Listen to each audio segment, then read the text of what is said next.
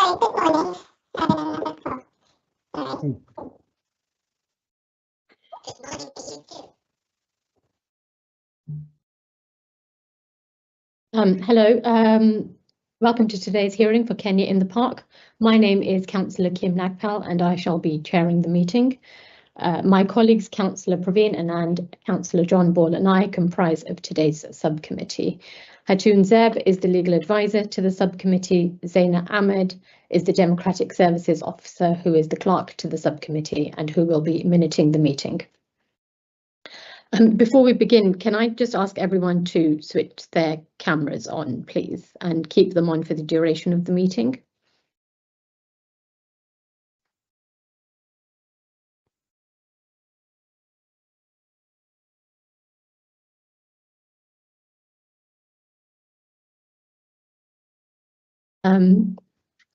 Lydia, can you kindly switch your camera on? Because the meeting's being live streamed, it's important that we know who's in the meeting.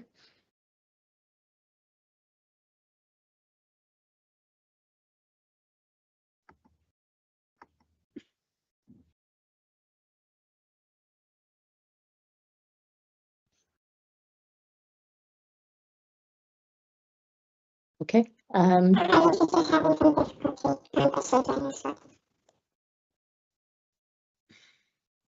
I just ask everyone to keep their mics on mute as well until invited to speak? Thank you. You will have all received or seen the agenda pack within which is contained the licensing officer's report with details of the application. To confirm, we are dealing with a premises license application in relation to Kenya in the Park, Acton Park, The Vale, W3 7JT, East Acton. Can I confirm that everybody has received the pack and the additional documents sent this week? Thank you.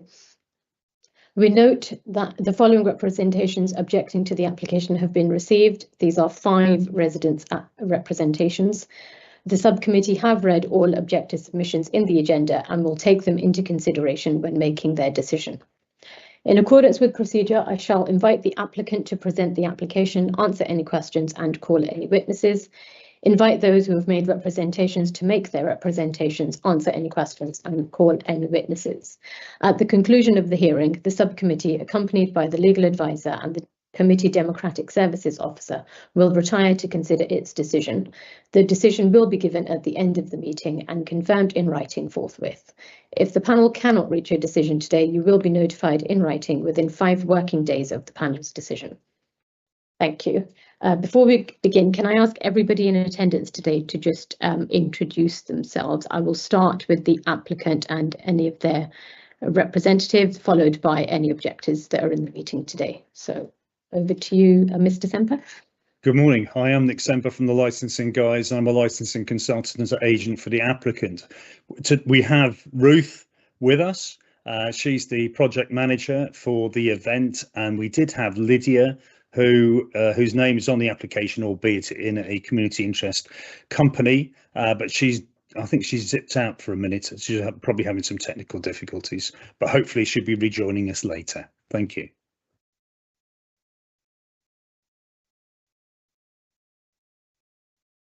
Thank you. Ruth, do you want to say hi?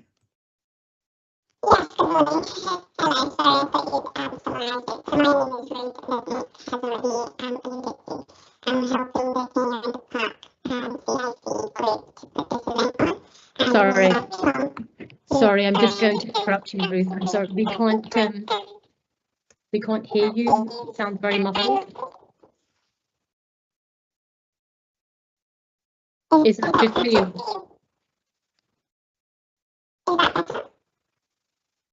Chair, it appears that Ruth is not clear.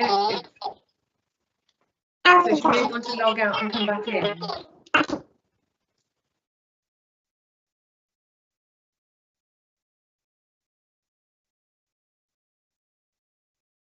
I see Lydia's rejoined, so perhaps she can introduce herself in the interim.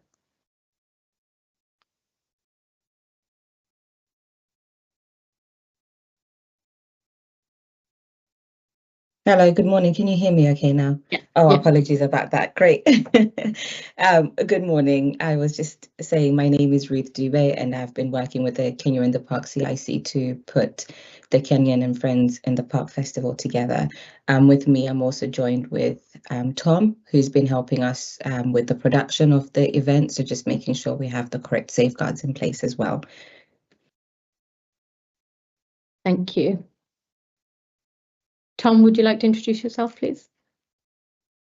Yeah, hi. So I'm Tom. I'm looking after the production management on behalf of Kenya in the Park alongside Ruth to make sure that the event is run smoothly and safely as well. So implementing the security measures and the crowd management procedures and stuff like that. So that's my sort of job role. Thank you. Can I just check with Ms. Zeb if we can continue without Lydia's camera on?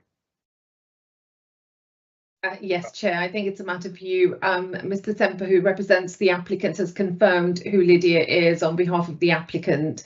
So I don't see any issue in you proceeding on that basis. Thank you for confirming, Ms. Zeb. And Mr. Alessio, forgive me if I've mispronounced that. Oh, no, that's very good. Thank you. Thank you. Hi, my name's Alex, and I wrote an objection to this proposed event, and I will hopefully be making a representation at the end of this meeting as well. Thank you. Thank you. Okay, thank you. Over to you, Mr. Semper, to introduce the application. Okay. Right. Good morning. I am Nick Semper from the licensing guys, and I'm representing the applicant here today, Kenya in the Park, CIC, being a community interest company here in the persons of Lydia, albeit without her camera on, prospective DPS, and Ruth, the event planner. And we're really pleased to have part of the management team here as well. Okay. The venue is Acton Park, which is a public park. The purpose of the event is to bring the community together to promote unity amongst the community and enjoy Kenyan culture through socialising, networking, and basically having fun. Entertainment will be provided. There'll be live music, recorded music, performances of dance, funfair rides, marquee tents, and outdoor games. Alcohol and food vendors will be serving attendees on site. Challenge 25 will be strictly enforced, and security guards and stewards will be patrolling the area to prevent and deter crime and ASB. Now, it is clear that there's been some nervousness around the event. So let me first give you a true flavour of this event that distinguish it from others you may have seen before. Firstly, the team are mostly, and most of the volunteers are practicing Christians from the Redeemed Church of God. And the founder is their young adults teacher, hence her desire to make the event attractive to young people so that they can build meaningful relationships with others in the community. As it is faith-based, on the Sunday, we will have a gospel choir performing on stage with worship music to uplift the crowd. There are also gospel artists performing throughout the programme of events. Now, this is truly a family-friendly event, and our programme includes activities that promote the familyness of the occasion, such as that fun fair, the games, awards for children participating throughout the day. We've got performances from a troupe of dancers called RM Dancers, and they're aged between 6 to 15 years old. We also have various activities such as a drumming workshop taking place throughout Saturday, after which they will perform what they've learned on stage before the crowd. It is also noteworthy that this platform has raised some great artists in the past, and one, Sarah Ikumi, later attained 3rd place in Britain's Got Talent. Now, the Home Office is supporting our event, even reaching out to provide volunteers from their pool of Kenyans in the UK who are looking for friendship connections and voluntary work in the community. The British Council are also in full support of this initiative, as Kenya, as you already know, is part of our Commonwealth. So this is not a musical festival of a normal variety, with all the possible downsides that such events might invite around disorder, substance misuse and public nuisance. Now, although an annual event which has taken place without any issue for over a decade, this licence is not a permanent thing. It is a pop-up taking place between 11 in the morning this coming Saturday and finishing at 21:30 hours on the Sunday. That's it. No repeat event next year, just this one-off event. If no license is granted today, then there will be no licensable activities at this event and it will inevitably be cancelled. So this will not be a late night event. In fact, this application is for the most conservative of hours. Live and recorded music finish at 10 o'clock on the Saturday and at 9:30 on the Sunday. Performances of dance finish at 7 o'clock on both days. The sale of alcohol finishes at 21:30 hours, 9:30 in Old Money on the Saturday and 9 o'clock on the Sunday. And the site physically closes at 2200 hours, 10 o'clock at night each day. I have to level with you. We do a lot of festival licenses around the UK at the licensing guys. And this must be the most inoffensive application we've ever seen. By contrast, what sits behind it is one of the most comprehensive support packages we've ever seen. There are 4 whole pages of license conditions, pages 19 to 22 in your pack, followed by a 57-page event management plan, which is pages 37 to 89. And then there's all that other supporting policies, plans and procedures, which have been served on you on the 15th. Now, I commend it to you as a beacon of how things should be done. Now, doing the legal side of things in this hearing, the burden is on the applicant, i.e. me and the CIC, to show that the proposed operating schedule is capable of promoting the licensing objectives and is unlikely to undermine them. Any representatives opposing this application have the burden to show that these premises, trading under the operating schedule before you in the 57-page event management plan, will undermine the licensing objectives and demonstrate that with evidence. In our submission, any subcommittee properly advised could only refuse this application if it is found on the evidence of the representatives to be incapable, even after amendment through additional conditions, of promoting those precious licensing objectives. So you may ask yourself, why do the representatives, aka objectors, need to produce evidence?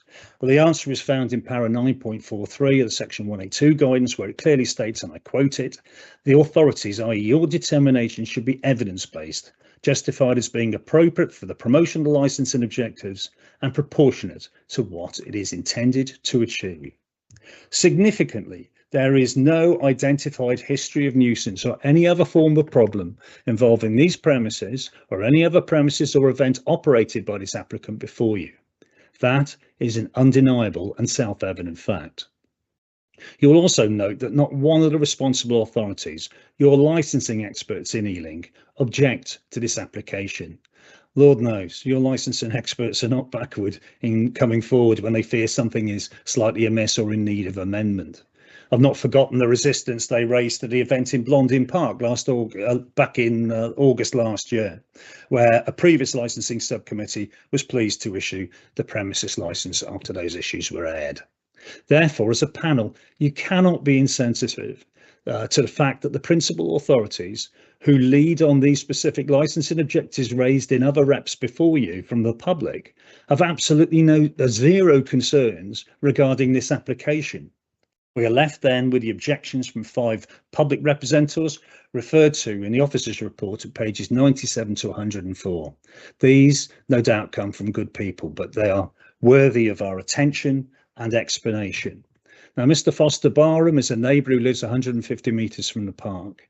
He complains that 10 o'clock is too late a terminal hour for regulated entertainment. He says that 21:30 is too late to serve alcohol as it encourages disorder and nuisance. Instead, he suggests the crowd should disperse at 7 o'clock at night to other licensed establishments in the area. He complains about a previous Acton Carnival, and lastly, he worries about parking issues. To that we say that 2200 hours is not a late terminal hour for any like such event. In fact, it's remarkably early compared with every other event we've ever acted for. The sale of alcohol does not, right, that's the next point, this is important. The sale of alcohol itself does not encourage disorder or nuisance of itself. Rather, it is the irresponsible sale and overconsumption of alcohol that causes problems. And these factors have never occurred at previous iterations of this very same event. We are sorry to hear his reports of alleged issues at Acton Carnival. But that particular event has nothing to do with this one or these organisers. So with respect, that's actually an irrelevant consideration. Lastly, parking is not a matter for the licensing authority, and again, an irrelevant consideration before this committee. Now, Mr. Afsari, Mayor, raises issues around crowd safety, crowd safety planning, I should say, traffic and access strategy, lack of community engagement, a late terminal hour for the regulated entertainment, and recommends reduced hours and numbers, stricter noise controls, enhanced littering, traffic management plans, and more communication with local residents. Great, okay. Now, we've already addressed you on the reasonableness of the 2200 hours terminal hour for regulated entertainment, and that parking is not a matter for this committee, so I'll not repeat myself. As concerns public engagement, there has been a leafleting to local residents, but most importantly, the prescribed statutory consultation laid down by the Licensing Act of 2003 and the regulations of 2005 has been completed to the letter, as evidenced by these objections and this hearing today, actually. As his concerns regarding the sufficiency of the event management plan around crowd safety, as to his concerns around the sufficiency of the event management plan and crowd safety and noise levels, I direct you back to page 57, the 57-page event management plan. Section 18 there deals with noise, and there is an additional noise management plan, which is a standalone document sent to the Council Licensing Department on the 15th of July, along with the crowd management plan, the event management plan, the medical plan, the lost children and vulnerable adults policy, the site boundary plan, the security plan, the safeguarding policy, the security enhanced risk assessment, and an updated risk assessment.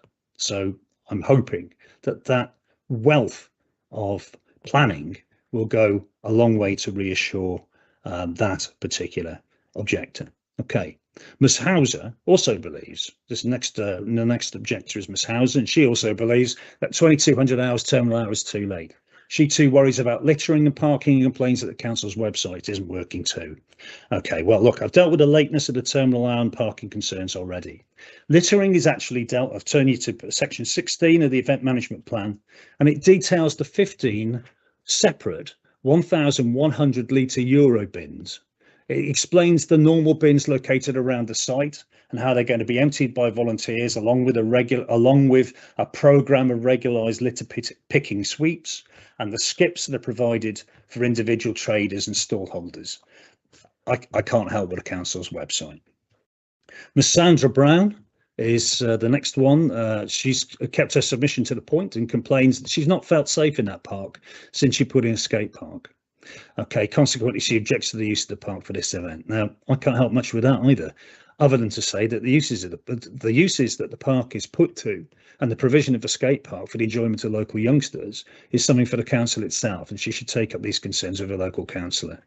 And lastly, Mr. Alicio, who's here today, the great and welcome, he complains about activities in and around Acton Carnival, which is separate and distinct from this event and these organisers. So with massive respect, sir, it's an irrelevant consideration. He complains about a late terminal hour, which I posit is not unreasonable, as for the reasons given before, and parking, which I've already explained, is not a matter for this committee. He also complains about that lack of consultation, but I've explained that the consultation stipulated in the Licensing Act 2003 and the Licensing Regs 2005 has indeed been complied with 2 to 4. Had it not been, the licensing authority, the licensing officers would not have let this case come before you. Now, committee, I now need to remind you briefly, I'm sure a lot of you know, but I've got to read it into the record as much as anything, of the role of the Safety Advisory Group. They're convened, safety advice, SAGs we call them in colloquially. They're convened by local authorities to provide a forum for discussing and advising on public safety at events and apply primary legislation like the Health and Safety at Work Act 74, Licence Act 2003, hence we're all here, Civil Contingencies Act 2004, what was another one? Yeah, the Local Government Miscellaneous Provisions Act of 1982, and of course that Highways Act of 1980 to do with traffic flow and traffic management and what have you. Now, in Ealing, the SAG consists of local council departments such as licensing, environmental health, trading standards, and other constituent parts of the Met, the Fire and Rescue Service, the Public Health Department, NHS and London Ambulance Service, Transport for London, and contractors and stakeholders in the park. Now, most of these bodies are responsible authorities under the Licensing Act in their own right, and any and all of them can file a representation as of right and entitlement if they believe that this event is in any way unsafe or needs tweaking. Not one of them have. Now, this event management plan and accompanying risk assessments, plans and checklists have been scrutinised by that very same SAG, Security Advisory Group. Not one of those bodies has objected, as is their statutory duty if that plan were to be flawed. Now, in my respectful submission, again, and with great respect and tact if I can, it's not for others to try and stand in the shoes of other professional and expert bodies that make up the constituents of that SAG. Lastly, there's a little bit of legal stuff I just need to read in as well. Please, can I just brief you very quickly on fear and speculation. The objectors speculate that were this licence to be granted today, then they fear that problems might ensue. There are two main reasons why fear and speculation are not admissible in these proceedings. First, as I already told you, para 9.43, the section 182 guidance clearly states, and I quote it again, the authority's determination should be evidence-based. Fear and speculation about what might or might not happen potentially at some undisclosed time between Saturday and Sunday as a consequence of any decision made here today by you panel is plainly not evidence. It is what it is. It is fear and speculation. And secondly, there was the ruling in the Daniel Thwaites and Wirral Magistrates case, Queen's Bench Division 2008, where Her Honour Justice Black, in her dictum, in a decision, in a judgment, indicated that your decision making today should be actuated by proper and real evidence. There is no history of problems at these premises, and any other operation or event operated by them in the past. Nothing is shown or known to their detriment. There's nothing before you from the lead responsible authorities who champion and lead on these particular licensing objectives, which the representatives claim will be offended were this event to go ahead. And the potential for any such issues is more than properly addressed in the proposed conditions and comprehensive event management plan with those attendant risk assessments, plans and checklists. Now, I'll rest now with your permission and deal with any other issues during questioning or in summary. I'm very pleased that Chris and Ruth and Lydia are here because she may have some detailed questions about it. They're completely across their brief, and I'm sure that if you need any clarity on anything that isn't spelt out within those documents, they'd be more than pleased to assist. Thank you very much indeed. Thank you. Thank you, Mr. Semper. Do any of the representatives from Kenya and the Park wish to speak or wish to add anything to Mr. Semper's statements? No, nothing to add from me. I think he's adequately summarised everything. Thank you, Ruth. In that case, we will move on to questions. Mr. Alessio, do you have any questions for Mr. Semper? No. Okay. Do my colleagues have any questions for Mr. Semper? Councillor Ball, go ahead. Yes, thank you, Chair. So two questions, please. So the first one is just the timing. How have we arrived in a situation where this is coming before us only a couple of days before the event, after no doubt, you know, thousands of tickets have been sold, and it puts the panel in quite a difficult position. How did the timing like that? Right, that's best answered by Ruth, if you wouldn't mind. Thank you. Yes, thank you. We originally had a date for, I believe, the 12th of July, but it had to be cancelled and rescheduled till today. That's why it's come at this time. Just for clarity, Ruth, hang on, just for clarity, that was the date of the hearing and not the date of the event, right? The date of the hearing, that is, yeah. But even 12th of July is still very close, isn't it? Because I mean, no doubt the event has been in planning for months. Yes, I think through the SAG meetings, we needed to revise some of our plans to just make sure that we capture and make sure we had the necessary safeguards in place. So we weren't going to apply for the license until we could satisfy those conditions. That's why there was a bit of lateness in that regard. Okay, thanks. And one other question. We're told it's a family event. What sort of ratio of men to women would you expect? Sorry, you just cut out ratio of? Gender ratio of men to women attending. Okay, so in the past, it's pretty much a 50-50 split because we have adults up to 25 they account for about 25 to 30% of our attendance. So it's usually as the family comes, man, woman, and then their kids. So it's split. There's probably more women that attend than men. I believe we have about 57% of women from the past event that we did last year that have attended.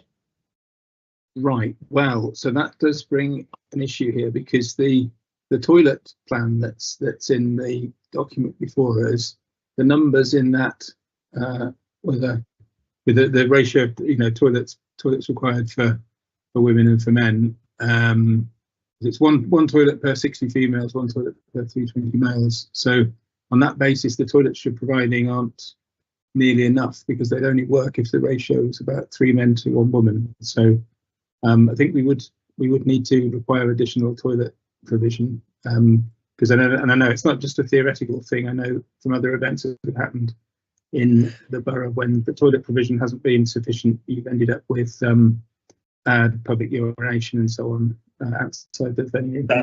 Now that is a great observation. So what I suggest, Ruth, is you get into your sanitary plan and you reallocate some of the ones because you've got enough for the volume of people you want, but you reallocate some that are currently male toilets and make them female toilets, please. Yes, so that is the plan. That's not the. Sorry. Yeah. With respect, that's not the issue because the total number of toilets wouldn't work for that. For that number because there's a much larger number of toilets required per 100 women than there is per 100 men. You need to have a larger number of toilets in total if it's a more event with more women. Okay, right. Now look, I'm not an expert in sanitary plans for events. I'm a licensing guy. Okay, if we can offer Hattie a condition that we revisit the provision of the ratio of toilets by gender, okay, and make sure that's before the SAG before tomorrow maybe or Friday. We've got no problems with that, surely, sir. Good spot, thank you. Well, it's revisiting the total toilet provision because it implies you need more toilet provision is the point. It's not just about occasionally. Yeah. Okay, good. Thank you. Yeah. Okay. So at the end of the day, whatever condition you want to hand down today, we will go with because obviously this is mission critical because of the date. I mean, it's not, whatever you think, whatever condition you think is appropriate. So we'll be on standby for that. Okay, thanks very much. Thanks. Thank you, Councillor Ball. Councillor Anand. Thank you for the presentation. And thank you, Chair. I have several questions I want maybe some clarifications on. So I'll start with just on the basis of the toilet plan that Councillor Ball was talking about. How are the provisions for wheelchair access there? Have you, what's the provisions for toilets for the wheelchair access people that is required? And how have you assessed that? Yes, we have. So in the past, we haven't had many requests for disabled individuals that will be participating. We always ask them to let us know in advance just so we can make sure that in terms of parking and just having someone to help them. In the past, that has been about 10. We've not gone beyond 10, but we have provided 2 accessible toilets for those individuals. For 10,000 people, you're assessing 2 toilets. Is that correct? For the ratio of how many based on people who may need accessibility. Are you just assuming that it's only going to be 2? We have made the assumption that it will be 2. Yes. Is there anyone who can justify that and say that that's adequate? Tom, would you like to jump in, please?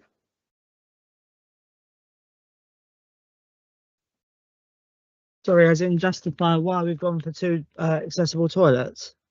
Only 2, yes.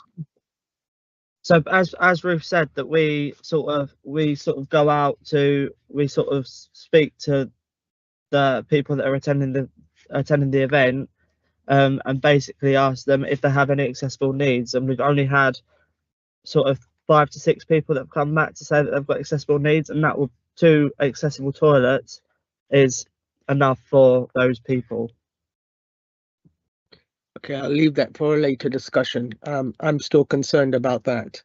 Now, moving on to the event itself, I'm more or less concerned that it was mentioned by Mr. Semper that there will be only one event and this will be the only event. I'm concerned that with what was said, that this is going to be a community building event, that you are limiting it to just this event.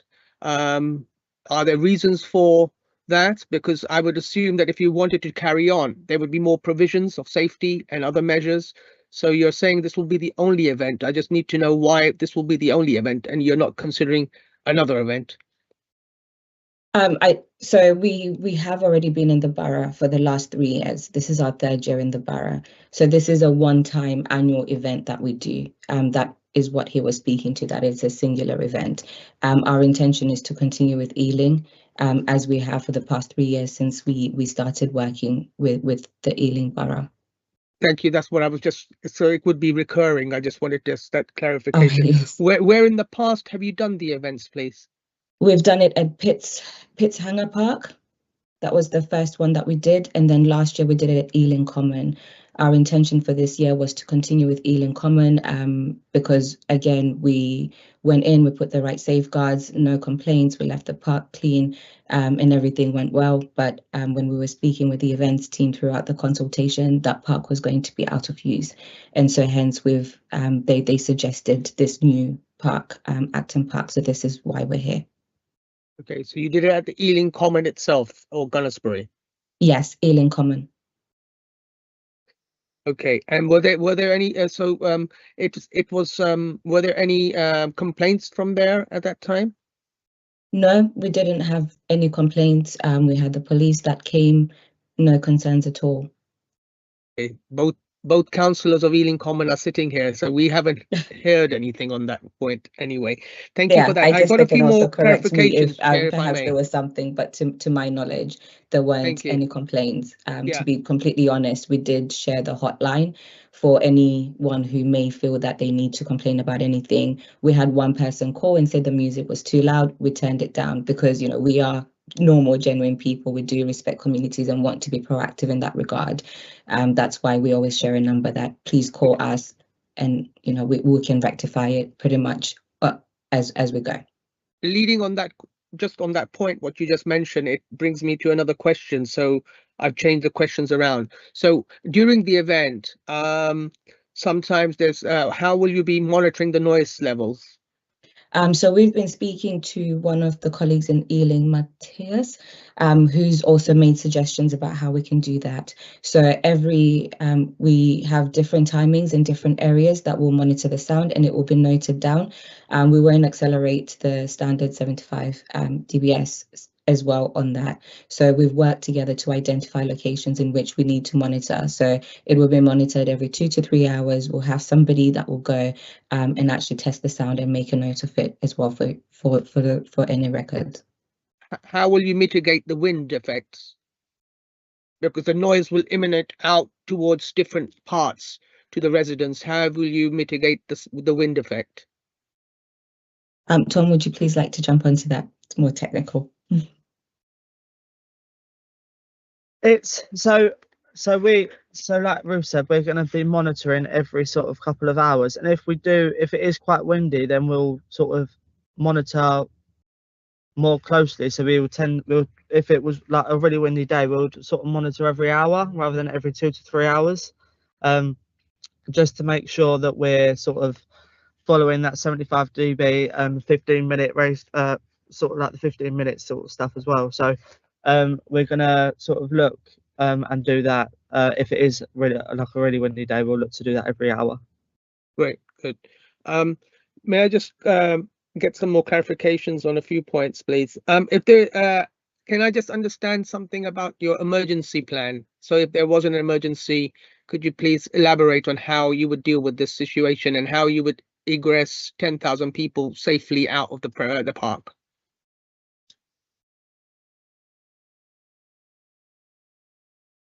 Tom, would you like to respond to that? We have actually engaged professional crowd management, a crowd management I company. appreciate that. I just need just a little bit elaborate, please, if you could. How would you? Yeah, so we've sort of so like Ruth said, we've appointed a crowd management specialist that sort of manages the flow rates and the ingress and egress and the security deployment and stuff like that. So if there was an emergency and we did need to evacuate the site, then they would manage that for us essentially. So we've sort of brought them in to manage that, so it doesn't sort of fall back on us. Yeah, Ruth, Okay. I don't know if you want to add anything.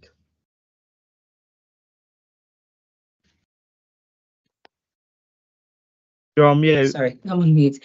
I hope that is sufficient, but we do have emergency exits. We do have radios as well for communication. So if it was that there's an emergency exit, it would be announced on stage, and then the security and stewards will safely help to get people outside of the crowd within the different gates that we have and the emergency accesses that we also have. So that's been calculated using the peak numbers and the flow to say which ones would do that. So the crowd managers' responsibility is to help us to do that. So they will essentially take over and coordinate with security and with our team as well in regards to how we safely move people. But they did prepare comprehensive plans in regards to how they would do that also.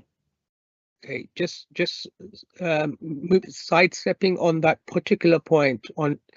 So if it's not an emergency, if there's an incident, a ASB, an argument, a fight, what's the procedure you got in place to defuse that situation? So the security will be coordinating with the production team for any sort of emergency incident or if anything happens. Anyone within the team, so we have radios that will be assigned to key members of the team. About 30 people will have radios, including security. If anything does arise, there are different protocols that will be observed, which is in the sort of final pages of the of our event management plan. They will then bring security as in the first instance, and then they will assess what sort of incident that is, and they will coordinate a response. That will be. We've Who will also be responsible for that communication? The crowd managers. Yeah, so will they be the crowd managers, will they be SIA trained or will they be just normal crowd managers? No, so they're SIA trained as well, and they have got their level 5 crowd management degrees. Okay, just leading on this point then, what is your provisions of actually following up and assessing that no drugs or anything comes into the premises? Will you be having dogs present, or how will you be assessing this situation? We've got searches, so we've got search lanes, and we have also got enhanced searches as well. So if it was, so everyone is going to be searched before they come onto site, and if the security feel that they might not be giving everything up or whatever, they'll take them into an enhanced search area and then search them in more detail. My question is, will you have any dogs? No. No, we won't be having any Would dogs. you consider that? We haven't in the past. It is something that we could consider if it helps with the licensing. We haven't in the past purely because we know our community, and dogs, it's a bit of a challenge. So that's why we'd opted to have more security and then include the enhanced searches. We also have undercover SIA officers as well that will be patrolling the area and in the event too. But if we were, as a committee, minded to suggest to have dogs, would that be something that you would accept? Yes, I don't see why not. It isn't that we didn't accept it because it doesn't provide additional enhancement. It was just more so just how the community might receive it, but it's not an issue at all. And for now, I'll just finish off on the last note that I have. I am concerned about lost children, and I need to understand, or we need to understand as a committee, how you will communicate this to parents. How will they know exactly where and what's happening? I understand from the notes, the papers, that you are going to inform police if after 30 minutes something is not nobody responds. But how will you communicate initially to parents what they need to do? Or will there be notices? Will there be signs? I mean, there's a lot of people, and when a child gets lost, parents will panic. How will you communicate that, please? Yes, absolutely. So when they do attend the festival during the entry lane, they'll get their wristbands. So we advise that every child should have a respectable guardian with them. When they do come in, for anyone that is under 18, they will get a separate wristband that will include their parents' details on there as well.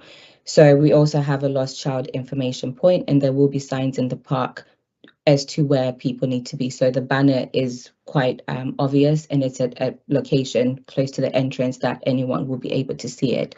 Should a child go missing, the first thing is, if we have trained our volunteers that, you know, if they see a child wandering and they have that specific wristband, is to just approach them, just check that they're aware of where they are going to, because understandably they may not always be with their parents. So we've trained them to search for that as well, and to also just make sure that they monitoring behavior, if it's a child with an adult, just what that looks like, and for them to approach them, just have a casual chit chat and just check how they are. If they are lost, again, all the contact details for the parents will remain on their actual wristband, which is the entry into the ticket.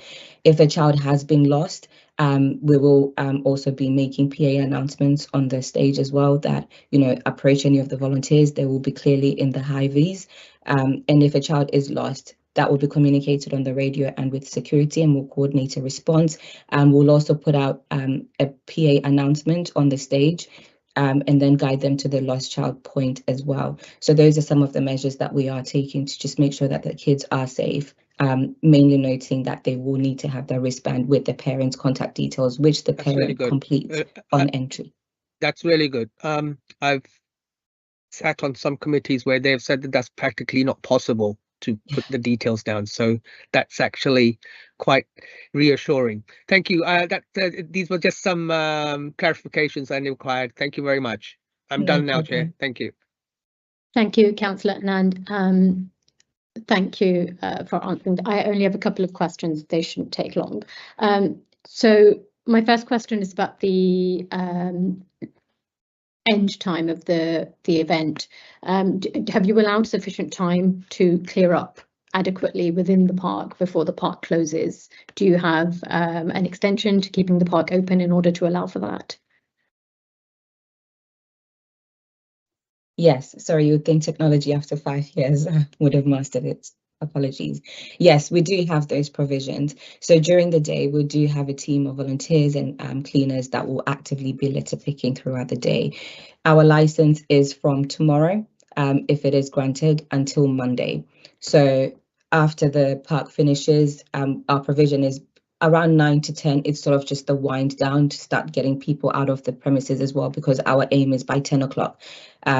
By 11, they should be all out of the premises. So we start winding down from around 9, and then only the production team will stay. So they won't need to do any sort of de-rigging on the Saturday, but they will start on the Sunday.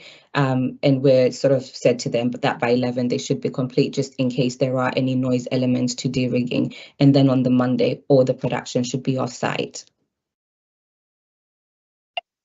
Okay, so do you have something in place where somebody will do a sweep of the park after the event is over, in order to ensure that everything has been cleared, any damage to the park ground has been highlighted to the authority, etc.? Yes, we do. So the first part of your point, security will do a final sweep. We do have security 24 hours starting from tomorrow. They'll do a sweep just to make sure that there's nothing that's been left, or just, you know, make sure that the place is clear and secure. When we go onto the park as well tomorrow, we will do a walk around and then take pictures where we've seen any damage or anything that we need to communicate to the park. On the Monday, we do, as we have done the past 3 years, is take pictures of, the area, even just around the park and just sort of like the neighboring, sort of like 100 meters away from the park, just to ensure that this is the condition that we've left it, and as evidence to just say that, when we took the park, it looked like this, and then this is sort of how we've left it. So we always coordinate with the events team to just let them know how we've left the park and if there's any damage. And I believe in accordance to their sort of procedures, they also send someone to the park just to confirm that. Thank you, Ruth. So regarding the route to and from the event to the relevant stations that people will be travelling to and from, presumably you have marshals en route to direct people to and from the park. And do you also have a litter cleanup system organised for those specific areas? Because from experience, it's usually the spaces around the station that are absolutely covered in litter, and it's usually from festival goers. So do you have something in place to allow for clear up of those areas? Yes, so we do have stewards. They will be patrolling both inside and outside, and some of our volunteers as well. We have a team that will be guiding people. It's specifically for some of the points that have been raised in the representations. While we cannot control completely parking, but we will put our volunteers in high-vis just to guide people away from residents and to just make sure that people are able to sort of travel in. Upton North station is just outside of the park, which is quite helpful, so they don't have to walk too much. We also have a team station there, and part of their role for those volunteers is that they will also have a bin bag and will be doing the litter picking. On the Sunday before we start again, we always do a clean, because sometimes it might not be possible to do it on the Saturday just because it's dark and people are tired. So we always just make sure that we have provisions for people that will do that as well. So they will also litter pick around the areas. So yes, we will have some volunteers who will be guiding people from the stations and to and from the park as well. So these are volunteers, it's not a professional organisation that you've engaged in order to help with the clear up afterwards? No, we've got a cleaning company that will help to do also the final clean on the Monday as well. But with them, we also have volunteers that will be supplementing that. So the volunteers will start doing sort of like during the festival days as well. Okay. Yes. And then again, regarding people travelling to and from the festival, do you have an Uber pickup point that's situated, I hope, away from the festival itself, that you have signposted to attendees? We have not specifically put an Uber point. We have shared communication actively on our social media channels in regards to the bus routes that they can take, where they could be dropped off if people are being dropped off. It hasn't specifically been an Uber, but just a drop-off point where people can go to make it easier to enter into the park. So we have shared all that information alongside the routes that they can take in regards to public transport. And as Nick already mentioned, we've been running for 10 years in London. All the attendees, because most of them are repeat attendees, they know that parking in London is a challenge. So we've always actively encouraged public transport. So that's been our communication strategy. We've always said no parking available. So these are the areas in which you can get here using a bus, using a train as well. Okay, great. So just on the back of Councillor Ball's question about sound, or was it Councillor Anand? I beg your pardon. Do you have an idea of the direction of speakers? Have you done an analysis on this? Yes, through the consultation with the events team, we've made various amendments to our site plan. And one of that was to make there is a residential home quite close to the park. So in even how we've positioned our staging, we've considered that as well, taking guidance from the Ealing team in regards to where we position it to make use of the natural buffers that are offered by the park. It's also worth noting, the sound technicians can also control the direction of music, the technical side of things anyways. But yes, we've sort of consulted on that to agree the location of it. Thank you. And again, on the back of Councillor Anand's question, and following his recommendation for dogs, I just wanted to check if you ever have had a drug problem at any of your previous events. No, we have not. And I think even last year it was part of the conversations, you know, when we did this process, we spoke to the police and sort of shared our plans why we've never had that, because it's not been an issue. It's actively promoted as a family event, and there's never been an incident of any of that sort or any behaviors that's required police intervention. So doing that, you know, they sort of did a quick assessment. I guess it was via an online meeting, and they considered it as a low risk event, and that's why we've never actively engaged in doing that. But obviously there are metal detectors that the security team will come with. There's the enhanced searches, so we've made use of that just to then also just promote that friendliness nature as well. So we have considered it in the past, and you know, I don't want to dismiss it as though it, you know, we've never considered it, but through also speaking with the police commissioner within Ealing, it's how we've sort of arrived to these measures. Great, thank you. That concludes my questions. I will just give colleagues and Mr. Alessio another opportunity if any questions have arisen in the interim. Yeah, Mr. Alessio, go ahead. Oh, no? No, I beg your pardon. Okay, thank you. I will now give Mr. Alessio the opportunity to present his objections. Hello.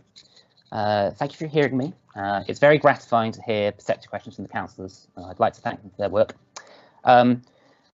My objection is based on both crowd safety and public nuisance to those who are in the area. I'm not convinced by Mr. Semper's rhetoric that our objections weren't detailed enough to be given any credence. In fact, given much of the information was only sent to us 2 days ago, actually, I'm quite impressed by the precedence of the objections we made and how in accord they were, despite the fact none of us collaborated.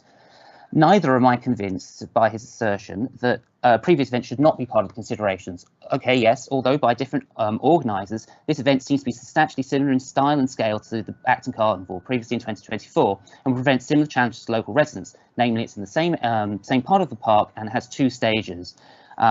Now, it was promised to us in a letter by Mrs. Dubé, I hope I pronounced that correctly, from the Monday before last, that lessons have been learnt from the carnival. So clearly, there is some sort of precedent that's being taken from the carnival. Worse, I see no evidence that this actually is true. In fact, it'll be more intrusive, harder to avoid, and consequently more unbearable, running an extra day and well past the carnival's 8 PM finish time. As to Mr. Semper's assertion that 10 PM is not particularly late, I asked the council to consider the event in total. Residents will be subjected to 22 hours of loud music in a residential neighbourhood. This is exceptionally intrusive. In my own building, we've had noise complaints upheld from the Acton Carnival, I believe it was in 2023, which is probably the most similar in scale to this event because it also ran for 2 days, though it did cut off at 8 PM. Now, at that kind of level, length of time, I can't actually even evacuate, not that I should have to, but I can't even evacuate my own home. I'd also ask the council to consider the 2 housebound residents in my own building, both of whom would be willing to be contacted if necessary, who can't leave.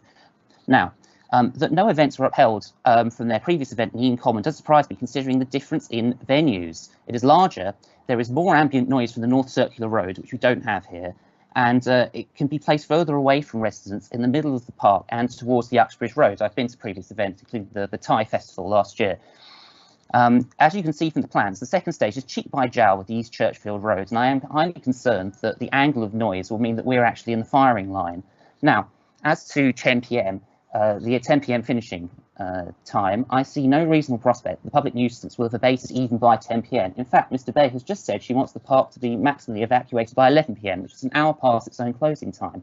Manifestly, it's impossible to safely clear the park in such a short space of time before the park actually closes. Further, the park at 10 PM is substantively dark. On a cloudy day, it is in fact dark by 9 PM, as it was a couple of days ago. Apart from their own safety, I'm concerned that this will put unreasonable pressure on what's called Exit B in the plans that I was just given on Monday. That's onto the lit East Churchfield Road junction with East Acton Lane, leading to crowds of revellers, possibly inebriated, we don't know, meandering down the East Churchfield Road to Acton Central rather than promptly through the centre of the park, where it will cause the least inconvenience to local residents, or to the exit by the station or the Vale where the bus stop is. Finally, having read the generic noise prevention plan, I'm extremely concerned that this event wishes to deviate from the Code of Practice Environmental Noise Control. Sorry, the Code of Practice Environmental Noise Control at Concerts, from the published by the Noise Council in 1995, which the organisers profess to follow. The guidelines say that in areas of uncommon large events, fewer than 5 large licensable events, that is, the noise in the periphery should be 65 decibels, not 75.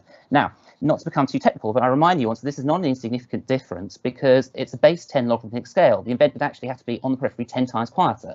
This discrepancy might account for why we've had to have noise complaints upheld before. Moreover, the guidelines say regular checks, but now we're being told it's 2 to 3 hours, possibly more if it's windy.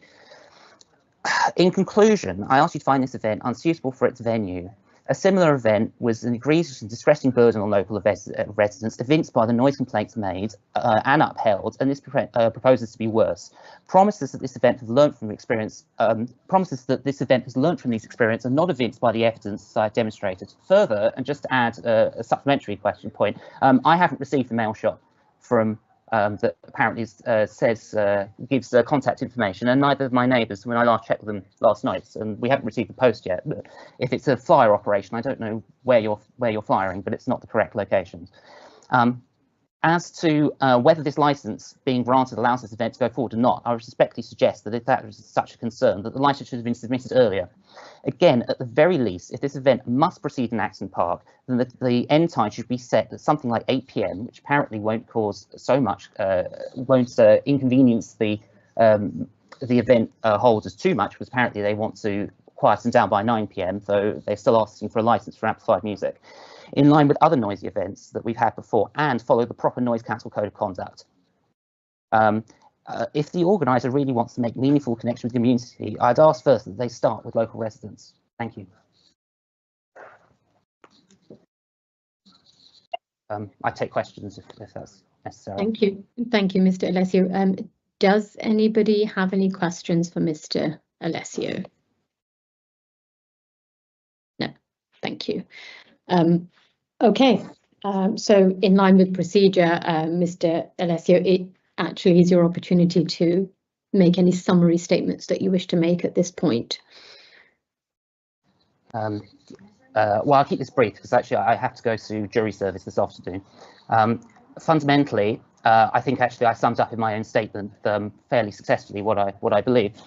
I will just use the opportunity then to briefly reiterate that in totality, the amount of loud noise that we are to be subjected to is far too great, particularly in a residential area, that similar events that we've been subjected to before have caused complaints, that this previous event, which apparently has occurred before in Ealing, has occurred in far more suitable locations. So the fact that they haven't received complaints before, I don't believe really is a particular guide to what will actually happen on the event this weekend. And finally, that they follow proper guidance, the proper Noise Council guidance, the Code of Practice for Environmental Noise Control, published by the Noise Council in 1995, that the organisers profess to follow, but apparently they've at least misinterpreted them, and that we have more regular checks than every 2 to 3 hours. And finally, I'd ask you again to consider the housebound who can't evacuate for the 22 hours, of whom there are at least 2 in my building. And I'd ask that this event really is far too long and noisy for a residential area. Further, I am concerned about public safety. The park is not lit, certainly not substantively. There's only 1 lit exit. I'm not sure actually it comes on at this time of year because it's on one of those timers, which is based on time of year, and it's off until mid-August. So what will actually happen is that most people will be leaving the event onto the East Churchfield Road, which is residential, rather than through the park. And I ask that these things be considered, and that this be another reason why that the end time should be brought back to 8 PM, which is substantively light. Finally, the assertion that the park will be evacuated by 11 PM is manifestly too late. The park closes at 10 PM. And I ask that all these things be considered. Finally, yes, and finally, that the proper Noise Council Code of Conduct actually be followed. Thank you. Thank you, Mr. Alessio. I'm sorry, Ms. Zeb, I thought I saw your hand go up. No. Fine. Okay. I will now give the applicant an opportunity to make their summary statements. Thank you. Okay, right. Just the objection seems to be around crowd safety and public nuisance. There is this assumption that this is a similar event as Acton Carnival. It isn't. I've given a comprehensive description of the event. This is not a normal festival, but a faith-based and family-friendly event. It is nothing to do with Acton Carnival. Things may have gone wrong at Acton Carnival, and it's perfectly acceptable for anybody, me included, to learn from those lessons. That does not give a causal nexus between the two. They are separate and distinct, and nothing to do with its application.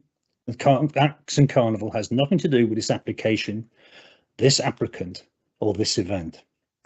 Now, the other thing about loud noise, we have the noise management plan.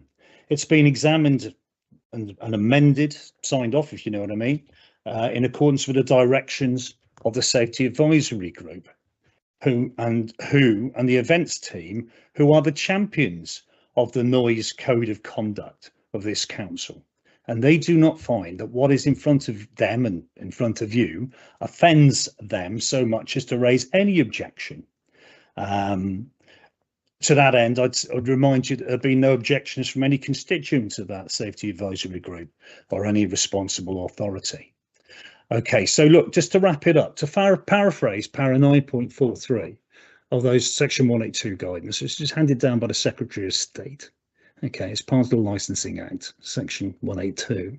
Your determination must be evidence-based, justified as being appropriate for the promotion of licensing objectives, and any condition imposed must be proportionate as to what is intended to achieve. Now, what it's intended to achieve, this is a comparatively modest premises license for a party in the park covering only ever 2 days in its entire lifespan, delivered by an experienced operator with a credible team around them, who've had their paperwork examined and signed off is not quite the right word, but examined to the nth degree by the responsible authorities and the Safety Advisory Group. And before you, there is no evidenced history of previous problems in over a decade of similar events. So look, let's just think about those responsible authorities that I run into from time to time in Ealing. The licensing authority, the police, the Environmental Health Department, the Guardians Against Crime, Disorder, ASB and Public Nuisance, and Children's Services and Trading Standards, who lead on the protection of children from harm. They are their lead, they are the champions of their respective licensing objectives and are your own Ealing licensing experts, and all of them raise no issue with the substance, content and the additional and comprehensive inbuilt safeguards in all the paperwork before you. There is no recorded history attributable to these premises or any other premises or event operated by the applicant or this community interest company or the designated premises supervisor, or indelible evidence of issues or indeed any other evidence cause of concern before you. That's an undeniable and self-evident fact, panel. There is just a speculation that it might, and in my submission, there is insufficient grounds to refuse that. Those are insufficient grounds to refuse this application. We've made some suggestions, some recommendations. You've got some confirmation about the directions of speak and wind and those. And we're going to go back and have a look at the sanitary plan. It's a good shout. And we're going to go and Ruth's already accepted, if you want dogs, you will have dogs. At the end of the day, you are the licensing authority, and whatever you want in Ealing, you will have. Okay, so consequently, I respectfully request that you do indeed grant this modest application as sought, supported by that comprehensive raft of effective conditions and any others that you deem appropriate and proportionate, and that you wish Lydia, Kenya in the park and Ruth every success with this valuable community celebration. Thank you very much indeed. Thank you. Thank you, Mr. Themper. So just before we end the hearing, I just want to confirm the conditions that have been offered. So an updated sanitary plan in order to provide for adequate toilets. This will include disabled toilets, and there is the offer for dogs, I suppose, if we deem them necessary. Right. Absolutely correct. Okay, that concludes the hearing. The subcommittee will now retire to deliberate. We should be back, I'd say 11:45. Thank you very much. Thank you. Thank you. Thank you very much. Thank you.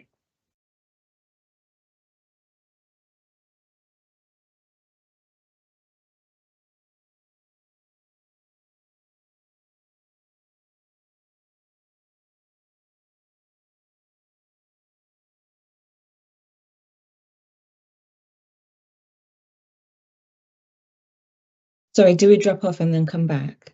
Yes, please. Yes, okay, sorry.